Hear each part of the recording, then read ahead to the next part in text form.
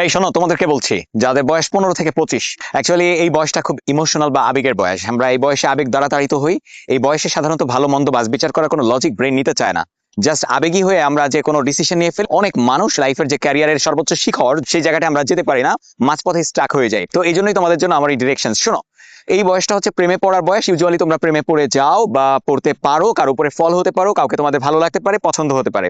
কিন্তু এই ক্ষেত্রে নিজেকে বা নিজের মনকে কন্ট্রোল করার একটা সহজ উপায় তোমাদেরকে আমি বলে থাকি, বিকজ আমি স্টিল সিঙ্গেল। সো আমি এখন পর্যন্ত সিঙ্গেল থাকলাম কি করে, আমার ক্যারিয়ারের একটি লেভেলটি পর্যন্ত আসা পর্যন্ত আমি কিভাবে সিঙ্গেল আছি। পছন্দ হলেই ফল হতে হবে ব্যাপারটা তা না। তোমার যে কাউকে পছন্দ হতেই পারে।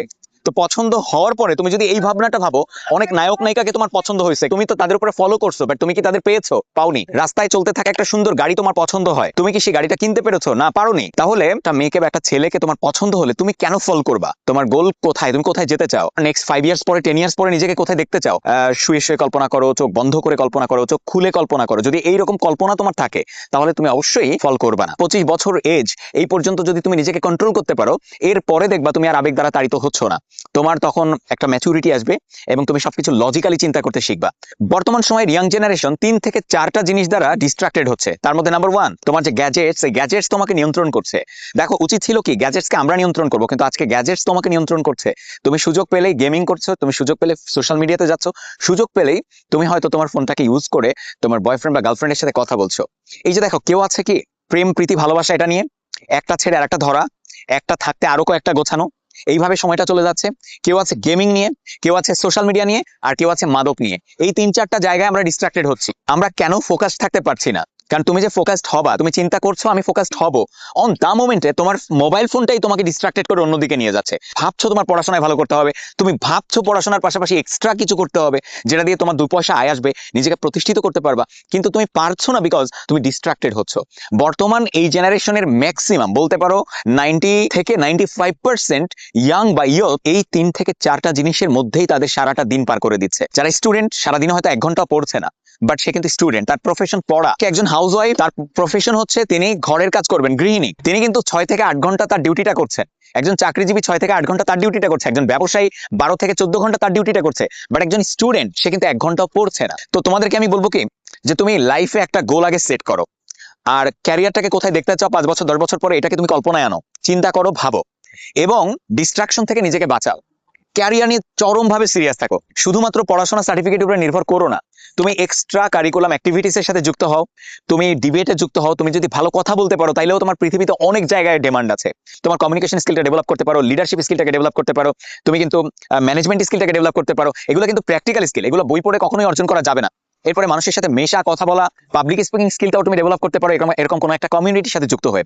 এছাড়াও তুমি নেটওয়ার্ক মার্কেটিং করতে পারো, ফ্রিল্যান্সিং করতে পারো। আর ফ্রিল্যান্সিং করতে গেলে তোমাকে শিখতে হবে। বর্তমান সময়ে তুমি গ্রাফিক্সের কাজ, ভিডিও এডিটিং এর কাজ, ফটোগ্রাফি, সিনেমাটোগ্রাফি, এই কাজগুলো যদি শেখো, তাহলে কিন্তু এগুলো অনেক ডিমান্ডেবল। তুমি কোডিং করা শিখতে পারো, এআই কে ইউজ করা শিখতে পারো। ওয়াইজলি নিজের টাইমগুলোকে ইউজ করো। টাইমগুলোকে ওয়েস্টেজ করলে বিশ্বাস করো, আগামী 5 to 10 ইয়ার্স পরে তোমার স্টাডি লেভেল যখন শেষ হবে, তোমার এজ তখন 25 থেকে 30, এই সময়ে তুমি আসলে অন্ধকার দেখবা চোখে।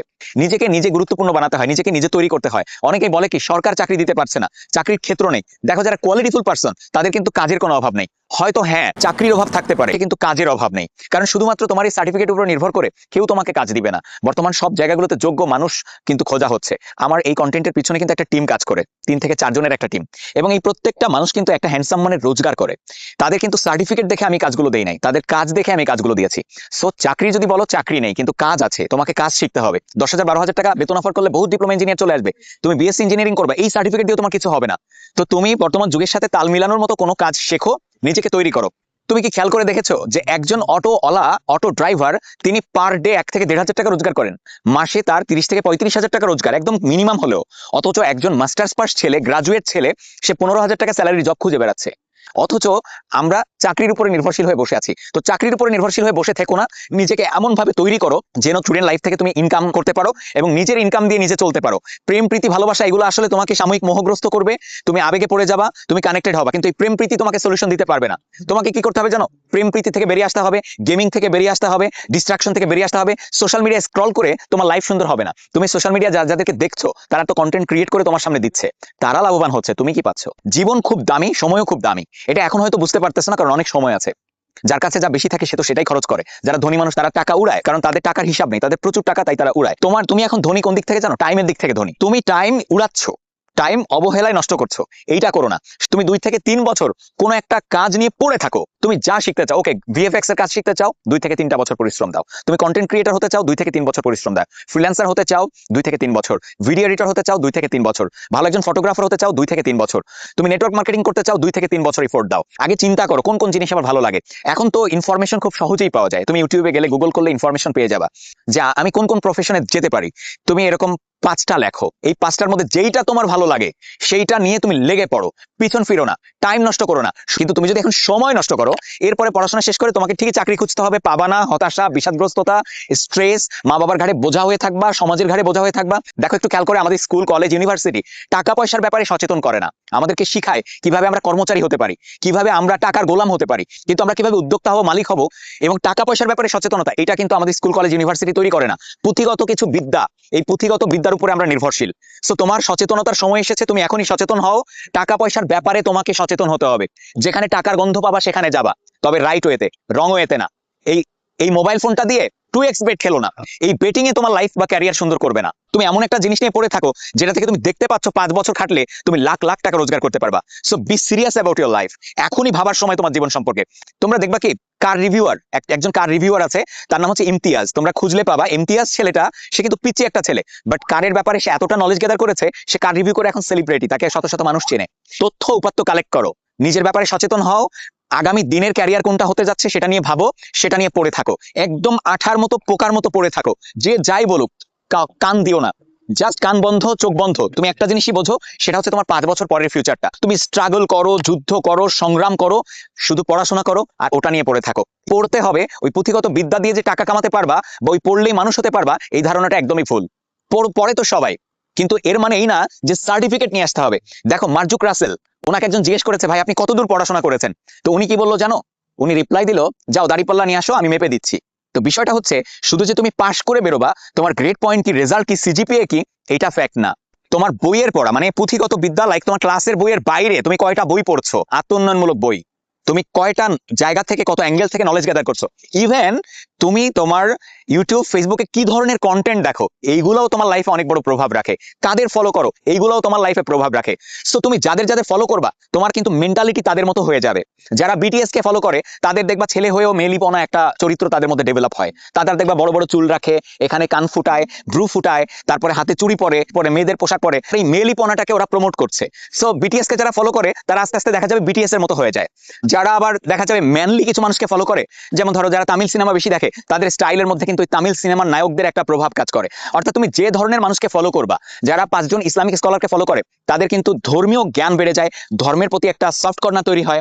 আবার যারা 5 জন বড় বড় ব্যবসায়ীকে ফলো করে, উদ্যোক্তাকে ফলো করে, তাদের মধ্যে একটা মেন্টালিটি গ্রো হয়, তারা ওই উদ্যোক্তা হওয়ার চিন্তাটি করে। সো কেউ কিন্তু জিজ্ঞেস করে না, জেমস ভাই কি পাস? তুমি যে কাজটা শিখেছো না, সেই কাজ তোমাকে লাখ লাখ টাকা আয় করিয়ে দিবে, তুমি তোমার শখগুলো পূরণ করতে পারবা। আর জীবন সম্পর্কে আরেকটা ফ্যাক্ট তোমাদেরকে বলে রাখি, যেই সময়টাতে তোমার শখ আছে, মানে ইয়াং এজ, এখন তোমার ইচ্ছা করবে একটু বাইক নিয়ে প করে একটা টান দিতে, একটা কার নিয়ে বিট দিয়ে গান চালিয়ে তোমার শাসা করে টানতে ইচ্ছা করবে। কিন্তু এমন একটা সময় তোমার টাকা হবে যখন তোমার এই রুচিগুলা থাকবে না, বা এইগুলা তোমার ভালো লাগবে না। আবার যখন টাকা হবে তখন সময় থাকবে না। একটা সময় আসবে যখন তোমার টাকাও থাকবে, সময়ও থাকবে, কিন্তু মেন্টালিটি থাকবে না। অতএব এখন যদি অ্যাডভান্স সচেতন হও, তুমি সব বোঝো। তুমি পর্নোগ্রাফি বোঝো, তুমি প্রেম প্রীতি বোঝো, ভালোবাসা বোঝো, গেমিং বোঝো, তুমি তো এত কিছু বোঝো, তাহলে তুমি ক্যারিয়ার কেন বোঝো না, লাইফ কেন বোঝো না, টাকা পয়সা কেন বোঝো না, সচেতনতা কেন বোঝো না? আসলে তুমি ছোট না, ভাবতে শেখো। তুমি ছোট না, তোমার বয়সে অনেকে কোম্পানি রান করছে। যখন ফুটবল বিশ্বকাপ হয়, ফুটবল বিশ্বকাপে একটা ছেলে, তার নাম হচ্ছে গানিমাল মুফতা, এইটুকু নেই, সেই ছেলেটা কার ড্রাইভ করতে পারে, একটা কোম্পানি ওন করে, একটা আইসক্রিম কোম্পানির মালিক। সেই ছেলেটা আমাদেরকে চোখে আঙুল দিয়ে দেখিয়ে দিয়ে গেছে, চিন্তা একটা বড় ফ্যাক্টর। তুমি যদি চিন্তা করো কিছু একটা করবা, তো কিছু একটা তুমি করতে পারবা। এবং অনেকে হতাশাগ্রস্ত হয় না, টাকা কিভাবে কামাবো, কি করব। আরে শুনো, ভালো একজন নাপিত যদি হওয়া যায়, তাও মাসে 3 থেকে 4 লাখ টাকা আয় করা যায়, এটা কোনো ব্যাপার না। তুমি একটা সেলুন দিয়ে বসো, মাসেজ টাসেজ শেখো, ফেসিয়াল কেমনে করতে হয় শেখো, স্ক্রাবিং কেমনে করতে হয় শেখো, পেডিকিউর ম্যানিকিউর কেমনে করতে হয় শেখো। তুমি দেখবা কি ওই সেলুনের কাজ থেকে 3 লাখ টাকা 5 লাখ টাকা মাসে আয় করা যায়। তুমি যে কাজটা করবা ভালোভাবে করলে সেখান থেকে আয় করা যায়। দেখো নাই সলবে কিভাবে টাকা কামাচ্ছে, সলবে রান্না করে টাকা কামাচ্ছে। সিজেরিয়ান বোরাককে দেখো নাই, রান্না করে টাকা কামাচ্ছে, সারা বিশ্বে পরিচিতি পেয়েছে। তোমরা জানো না, তুরস্কের একজন আইসক্রিম বিক্রেতা সারা বিশ্বে ভাইরাল হয়ে গেল। আইসক্রিম বেচেও ভাইরাল হওয়া যায়। আর ওই টিকটকে বিটিএস নিয়ে পড়ে থাকলে লাইফ সুন্দর হয় না। বিটিএস দের দেখছো, বিটিএস দের ফেম হচ্ছে, তোমার কি হচ্ছে? সো তুমি নিজে কিছু করো যেন তোমাকে মানুষ দেখে। হাই বিটিএস দেখবো, তোমার আচরণ বিটিএস এর মতো, হাঁটা চলা দেখো কি অবস্থা এখন। এই বিটিএস দের যারা ফলো করে ওদের হাঁটা চলার স্টাইল কি? ওরা তো আর ম্যানলি হাঁটতে পারে না, ওরা এমনি করে হাঁটে এখন। তুমি খেলা দেখো না, খেলা দেখলে কি হবে? খেলা দেখে তোমার কি হবে বলো? এন্টারটেনমেন্ট দরকার আছে জীবনে, কিন্তু ওভার না। খাওয়া দরকার, কিন্তু বেশি খেলে পেটে অসুখ হবে। খেলোয়াড়দের জন্য তুমি করতালি দিচ্ছ, খেলোয়াড়রা টাকা পাচ্ছে, টিভি চ্যানেল টাকা পাচ্ছে, অ্যাডভার্টাইজাররা অ্যাডভার্টাইজ করছে, বিভিন্ন কোম্পানি টাকা পাচ্ছে, কারণ তারা অ্যাডভার্টাইজ করছে, তুমি সেই পণ্য কিনছো। বাট তুমি কি পাচ্ছ? তুমি কি একবার ভেবেছো? তুমি শুধু খেলা দেখছো ঘন্টা পর ঘন্টা, তোমার টাইম যাচ্ছে, আর খেলা দেখাটা তোমার নেশা এখন। তুমি নেইমারের ফ্যান, তুমি মেসির ফ্যান, তুমি CR7 এর ফ্যান। নেইমার, মেসি, CR7 তো সবাই টাকা কামাচ্ছে, ক্লাবের খেলাগুলো দেখছো, তোমার কি হচ্ছে? তুমি ওদের নিয়ে তর্ক করছো, তোমার কি হচ্ছে বলো? আমি আবারও বলি, এন্টারটেনমেন্টের জন্য সবই দরকার আছে, বাট ওভার না। ঘুম তোমার দরকার, কিন্তু তুমি যদি অতিরিক্ত ঘুমাও তুমি অসুস্থ। অতএব এন্টারটেনমেন্টের অজুহাত দিয়ে তুমি যেন নিজেকে ধ্বংস করে না দাও। সো যাদের পড়াশোনা করতে ভালো লাগে ভালো করে পড়ো, বেস্ট হও, ডাক্তার হও, ইঞ্জিনিয়ার হও, BCS ক্যাডার হও। আর যার পড়াশোনা করতে ভালো না লাগে সে এখন থেকে টাকা পয়সার ধান্দা করো, কেমনে টাকা কামানো যায়, কেমনে একটু বেটার কিছু করা যায়, এমন ভাবে নিজেকে তৈরি করো, তুমি হবা সেরা। শুধু জীবনের ব্যাপারে সিরিয়াস হলেই তুমি কি করতে পারবা তুমি এখন ভাবতেও পারছো না। সবাইকে ধন্যবাদ।